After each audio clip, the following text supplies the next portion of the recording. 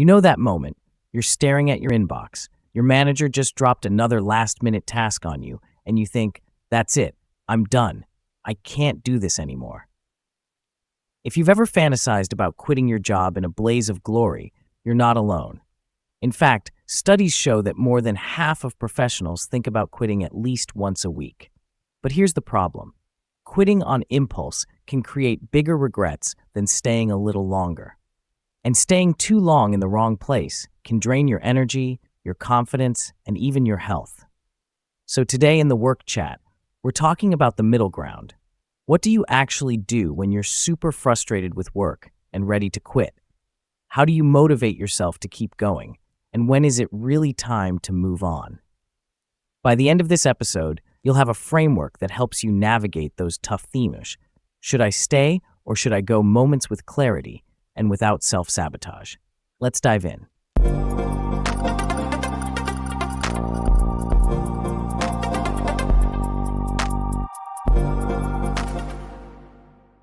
Hi everyone, welcome back to the Work Chat. In today's episode, we're diving into a tough but important question. What should you do if you feel like you just can't stay in your job anymore? When should you push through, and when is it time to move on? First, let's get real about frustration at work. It doesn't show up out of nowhere.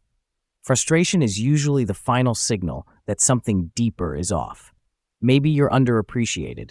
Maybe the workload feels impossible. Maybe you're bored out of your mind and not growing. Or maybe the culture just doesn't align with who you are anymore. Think of frustration like your car's check engine light. It's telling you something needs attention. But the question is, do you need a tune-up, or is it time to trade the whole car in? Before you pull the trigger, it's important to hit the pause button. Why? Because you don't want to make a major decision in the heat of emotion. We've all seen it. Someone storms out of a meeting, types up a resignation email at midnight, and regrets it within a week. Instead, when you're at peak frustration, hit pause. Don't quit today. Don't even update your LinkedIn headline yet. Give yourself space to think. One professional I know was ready to quit after their boss rejected his idea in front of the team. He felt humiliated. Instead of resigning, he gave himself 72 hours before making any decision. In that space, the emotion cooled, and he realized the frustration was about communication style, not the whole job. So here's what he did next. Instead of quitting, he scheduled a one-on-one with his manager. He said, "When you dismissed my idea in the meeting, it threw me off. I'd really appreciate feedback on how I can present it better, or if there's a better time to share ideas." The result? His manager explained they were under time pressure that day and gave him pointers on framing ideas more concisely. Not only did the relationship improve, but in the next meeting, his revised idea actually got approved. The lesson here? Sometimes frustration feels like the whole job is broken, but often it's just one piece that needs a reset. Addressing it directly gave him growth instead of regret. Once you've hit pause, it's important to reconnect with your why. Ask yourself why you're here in the first place. Every job, even the tough ones, has something that pulled you in. Maybe it was the paycheck that supported your family. Maybe it was the chance to grow a new skill. Maybe it was the network or the stepping stone to your dream role. When frustration blinds you, reconnecting with that why can give you just enough motivation to push through the short-term pain. For example, a nurse I spoke with said she almost quit during the pandemic, but when she thought about her why, helping patients who couldn't help themselves, it reignited just enough meaning to keep her going until she could transfer to a better unit.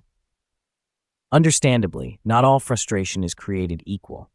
To decide whether to keep going or move on, you need to pinpoint the root cause. Ask yourself, is this about the work like the tasks, projects, or industry? Is it about the people like the manager, colleagues, or the company culture? Or is it about me, such as my growth, my energy, or my goals?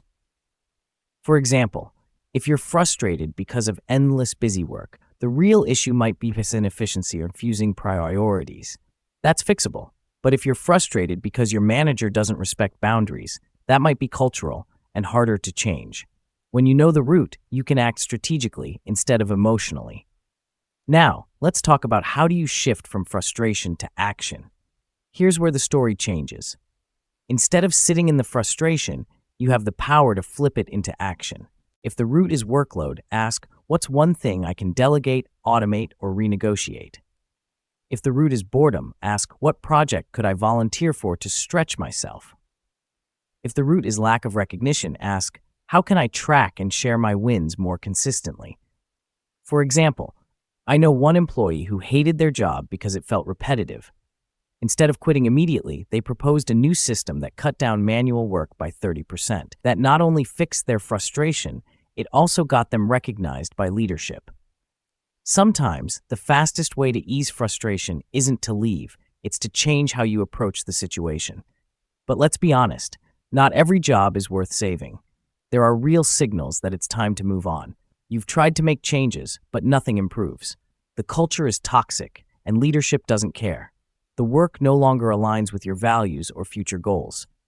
Your mental or physical health is suffering. For example, a friend of mine stayed at a company where late nights and weekend emails were the norm. After 6 months of migraines and no personal time, she realized, this isn't about me working harder. This is about a culture that won't change. She left and within months found a role that valued balance. Sometimes the bravest, smartest move is knowing when to walk away. If you decide it's time to go, don't quit tomorrow out of frustration. Build your bridge. That means update your resume and LinkedIn quietly. Start networking. Reach out to old colleagues, mentors, recruiters. Build savings if you can, so you're not forced into the first offer. Look for a role that fixes the root cause, not just pays a bit more. Because here's the danger. If you quit out of pure frustration without a plan, you risk jumping from one bad situation into another. So let's talk about, what do you do when you're still in the job, still frustrated, but not ready to move yet? How do you motivate yourself in the meantime? Here are some reframes and practices that can keep you motivated. Focus on micro wins. Celebrate small accomplishments each day. Redraw your boundaries. Protect your time and energy more fiercely. Invest in yourself. Take a course, learn a new skill, or build a side project that makes you excited again. Think of it as a launch pad. This job doesn't have to be forever. It just has to be your next stepping stone. When you shift from I'm stuck to I'm building or I'm preparing, even the most frustrating job feels a little lighter. Here's the perspective that helps me the most. Your career is a marathon, not a sprint. That one frustrating boss, they won't be in your life forever. That one draining project, it's just a chapter, not the whole book. That one job that makes you want to quit, it can either be a dead end or a stepping stone, depending on how you use it. Every professional I've seen succeed has faced frustration. The difference is, they didn't let it stop them. They either turned it into growth where they were, or used it as fuel to move somewhere better. So here's the takeaway. If you're super frustrated at work and ready to quit, don't make the decision in the heat of the moment. Pause, reconnect with your why, find the real root, take action where you can. And if it's truly time to go, build a bridge to your next chapter. Don't burn one behind you. Here's the challenge for you.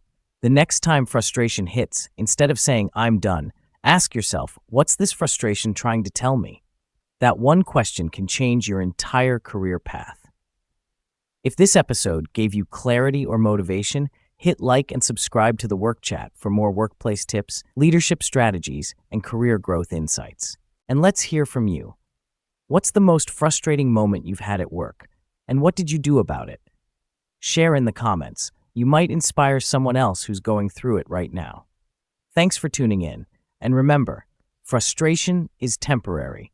Growth is permanent. See you in the next episode.